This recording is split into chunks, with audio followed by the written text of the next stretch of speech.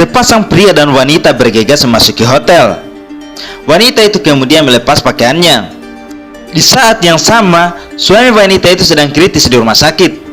Sedangkan pria yang tadi bersamanya, istrinya juga sedang kritis di rumah sakit yang sama. Tapi keduanya dengan berani melakukan hubungan karena sesuatu yang menyakitkan telah terjadi dalam pasangan rumah tangga mereka. Beberapa hari yang lalu, Insu dan Seo-yung tampak cemas menunggu di depan ruang operasi. Insu sedang menunggu kabar istrinya, sementara Seo-yung sedang menunggu kabar suaminya. Saat ini keduanya tak saling mengenal. Keduanya hanya sedang menunggu pasangan masing-masing yang baru mengalami kecelakaan. Tapi janggalnya, istri Insu bernama Sujin mengalami kecelakaan yang sama dalam mobil suami Seo-yung. Insu dan Seo-yung kemudian datang ke kantor polisi dan mengambil barang-barang dari pasangan mereka. Keduanya lalu dikejutkan karena melihat ada sebuah sutra di dalam keranjang barang bukti. Keduanya pun lalu pura-pura tidak memperhatikan hal itu. Seo-yung kemudian mengambil kamera milik suaminya. Lalu dia melihat isi dari kamera tersebut. Seketika raut wajahnya berubah. Dia mendapati perselingkuhan suaminya dengan istri Insu. Dalam video kuda pacu yang direkam suaminya, hal itu jelas menjadi bukti pengkhianatan yang telah mereka lakukan pada pasangannya. Tak ada lagi celah untuk menyangkal ketika di rumah sakit Seo-yung menatap suaminya dengan penuh kekecewaan dan ketakberdayaan. Dia kemudian memutuskan untuk tinggal sementara di sebuah hotel dekat rumah sakit. Secara kebetulan kamarnya berseberangan dengan kamar Insu. Saat Insu mulai curiga pada istrinya, dan dia pun memeriksa ponsel istrinya dan membaca percakapan mesra istrinya dan suami Seo-yung. Karena merasa bukti belum cukup kuat, Insu kemudian mencoba untuk mencari informasi lagi. Dia lalu berpura-pura bertanya pada Seo-yung. Setelah dia melihat konten video di kamera itu, Insu langsung merasa terhianati. Saat ini Insu dan Seo-yung telah berada sama-sama kacau. Dalam situasi perasaan sama-sama kacau, suara tawa dalam video itu senantiasa bergema di kepala Insu, menjadi pisau yang menusuknya setiap saat. Kecelakaan mobil itu telah membongkar semuanya. Suatu hari, polisi memberitahu mereka bahwa kecelakaan itu juga menewaskan seseorang. Karena sulit untuk menentukan siapa yang mengemudi, maka polisi pun memutuskan untuk pergi ke pemakaman korban. Insu dan Seo-yung kemudian mengikuti polisi tersebut.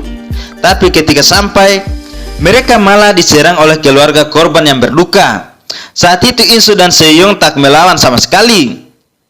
Di jalan pulang, Seo-yung tampak sangat dilema dan menangis di pinggir jalan. Dia merasakan sakit hati yang luar biasa ketika suaminya dan selingkuhannya melakukan kesalahan, tapi malah dirinya yang merasa bersalah dan disalahkan. Seo-yung benar-benar merasa terpukul. Sementara Insu hanya berdiri dan menunggu di sampingnya. Ketika sudah malam, keduanya lalu kembali ke rumah sakit merawat pasien yang sedang koma. Bukanlah pekerjaan yang gampang, karena harus membantunya makan menggunakan selang, lalu membersihkannya dan memandikan tubuhnya. Tapi setiap kali Insu melihat istrinya, aksi bejat dalam rekaman selalu muncul begitu saja di pikirannya. Insu memang tidak menangis, tapi malam itu dia termenung dalam mobil dan memutar musik yang kencang. Tapi tentu saja hatinya teriris. Mungkin karena pengalaman yang sama, mungkin juga karena saling pengertian. Sejak saat itu Insu dan Seo-yung mulai menjadi akrab, dan perasaan antara keduanya sepertinya mulai tumbuh karena kesamaan rasa pedih. Insu dan Seo-yung pasca kecelakaan mobil terjadi telah mengetahui perselingkuhan pasangannya dan membuat keduanya memiliki nasib yang sama. Mereka berusaha untuk saling menguatkan dalam menghadapi kenyataan. Hari demi hari berlalu, pasangan selingkuh itu belum juga siuman. Di jendela kamarnya, Seo-yung melihat Insu sedang bermain bola salju sendirian. Tiba-tiba dia merasa Insu adalah seorang yang menarik. Kemudian Seo-yung menghampirinya. Ini adalah pertemuan intim yang pertama antara keduanya. Mereka lalu pergi minum teh, saling cerita tentang pekerjaan masing-masing. Mereka juga saling menjadi pendengar yang baik. Hal ini cukup mengobati kesedihan yang mereka alami. Waktu pun terus berjalan. Suami Seo-yung maupun istri Insu masih belum siuman. Tapi selama itu Insu dan Seo-yung makin intim bertemu dan saling memberi perhatian yang lebih. Maka perasaan cinta antara keduanya tak terelakkan. Insu lalu membawa Seung ke sebuah hotel. Mereka sepakat untuk membalas perselingkuhan itu. Saat melepas pakaiannya, Seung tampak sedikit ragu. Sementara Insu terduduk di sofa dengan raut yang serius. Ketika mereka saling menatap, maka semua keraguan pun menghilang, dan mereka mulai melakukan cocok tanam yang pertama. Seung menyukai suasana musim semi, sementara itu Insu menyukai musim dingin yang bersalju. Keduanya kini memiliki perasaan yang lebih dalam. Sejak kenyataan menyakitkan itu terungkap, mereka pun sering menghabiskan waktu bersama. Ketika itu, bel kamar Insu tiba-tiba berbunyi. Ternyata itu adalah ayah mertuanya yang mengajak pergi ke rumah sakit. Insu kemudian bergegas ke dalam dan menyembunyikan Seung di kamar mandi. Insu tampak panik, tapi tetap saja Insu berusaha menyembunyikan hubungannya dengan Seung. Dia lalu segera mengajak ayah mertuanya pergi. Tiba-tiba di tengah jalan Insu bilang dia lupa mengunci pintu. Lalu dia bergegas masuk kamar mandi. Seung berusaha meyakinkan bahwa dirinya akan baik-baik saja. Di saat itu Insu langsung memeluknya. Tapi momen itu akan segera berlalu. Hari Insu menerima telepon dari rumah sakit yang mengabarkan bahwa istrinya telah siuman. Insu kemudian meninggalkan Seung dan pergi ke rumah sakit. Di sepanjang jalan, dia seperti memikirkan sesuatu. Insu merasa apakah dia harus bertahan dengan istrinya yang telah menyakitinya. Saat melihat istri yang telah siuman, Insu melihat tatapan kosong istrinya, dan dia belum bisa berbicara sama sekali. Saat itu juga Insu berpikir akan lebih baik jika istrinya meninggal. Sementara itu, Seung mulai menghabiskan waktu sendirian.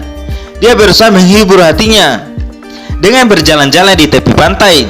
Suatu hari dia mencoba menemui Insu, tapi dia tak sengaja melihat dari luar jendela kamar Insu yang sedang menyuapi istrinya. Seketika Seung pun merasa cemburu.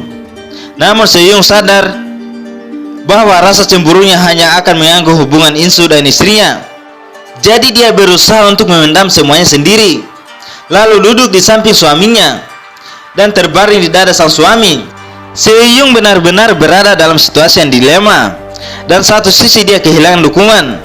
Dokter kemudian memberitahu Seung tentang keadaan suaminya yang makin kritis.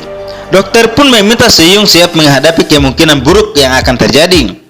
Sementara itu, karena keterbatasan alat medis di rumah sakit, Insu memutuskan untuk memindahkan istrinya di rumah sakit besar di Seoul. Apa yang harus dilakukan Seung? Keduanya tahu bahwa pasangan mereka mengalami kecelakaan mobil yang membuat keduanya krisis dalam waktu yang lama di rumah sakit. Di saat yang sama, keduanya telah memiliki hubungan yang intim akibat perselingkuhan yang terbongkar. Namun saat istri Insu telah siuman dan dia ingin membawa istrinya ke rumah sakit besar untuk perawatan lanjut, ketika Seung mengetahui kabar itu, dia memberi ucapan selamat kepada Insu dan mulai menjaga jarak dari pria tersebut. Bahkan untuk pulang ke kamar hotelnya, Seung sengaja menunggu Insu memasuki ruangan lebih dulu agar tak berpapasan. Tapi beberapa hari kemudian, Insu memutuskan untuk menemui Seung lagi. Saat melihat wajah Insu, Seung benar-benar tak bisa mengendalikan pandangannya, dan dia pun menerima ajakan kencan dari Insu lagi. Keduanya lalu pergi ke sebuah hotel yang bercocok tanam lagi. Sebenarnya mereka tahu bahwa keduanya harus berpisah, tapi tak satu pun dari mereka yang mau mengakhiri hubungan ini dan saling berusaha untuk melupakan semuanya. Hari berikutnya, Seung bergegas keluar dari hotel dan menuju rumah sakit karena mendapat kabar kematian suaminya. Mungkin ini bisa melegakan hati Seung karena sekarang dia tak lagi memiliki ikatan pernikahan. Saat ini Seung telah pergi dari kamar hotel tanpa memberitahu Insu, tapi keduanya lalu bertemu lagi di rumah duka suaminya. Insu kemudian menghampiri Seung untuk mengucapkan perasaan duka atas kematian suaminya. Di perjalanan pulang, Insu tampak memikirkan sesuatu karena keduanya telah memutuskan untuk tak melanjutkan hubungan gelap itu lagi. Saat ini istri Insu perlahan mulai pulih. Ketika istrinya melihat ketegaran Insu yang masih mau bersamanya, membuatnya merasa kebimbangan. Saat di rumah sakit, Insu kemudian bilang pada istrinya tentang kematian suami Seung. Pada saat ini keduanya telah mengerti Seyong lalu kembali ke hotel untuk berkemas dan akan segera berangkat. Tapi ketika berada di stasiun, Seyong tiba-tiba dilema. Dia ingin melihat Insu lagi. Dia kemudian balik melihat ke jendela kamar Insu. Seyong yakin Insu telah berbahagia lagi, tapi di sisi lain Insu malah tampak menderita.